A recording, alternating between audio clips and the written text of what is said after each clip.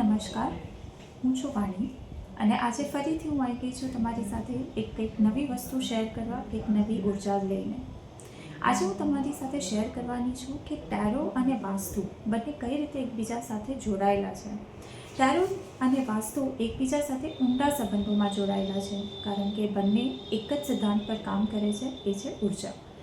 ઉર્જા જે તમારા વાસ્તુમાં પણ છે, તમારા રીડિંગમાં પણ છે, તમારા ઇન્ટ્યુશનમાં પણ છે, તમારા બોડીમાં પણ છે અને તમારા ઓરામાં પણ છે. વાસ્તુ બતાવે છે કે ભૌતિક જગ્યાઓ પર તમારા જીવનમાં કઈ રીતે ઉર્જા તમારી ઉપર પ્રભાવ કરે છે, અને ટેરો બતાવે છે કે તમારા મનની સ્થિતિ કેવી છે, તમારી ભાવનાઓ શું છે, તમે કઈ રીતે તમારા મનને જાણી શકો છો. જ્યારે કોઈ જગ્યા અસંતુલિત હોય ત્યારે એ પણ ટેરોમાં બતાવી આવે છે કે તમારી આ સ્થાન ઉપર કોઈ ઉર્જા સ્ટક છે, તમે અહીંયા સ્ટક છો, તમારે અહીંયા બહુ જ એનર્જી એલિવેટ કરવાની જરૂર છે.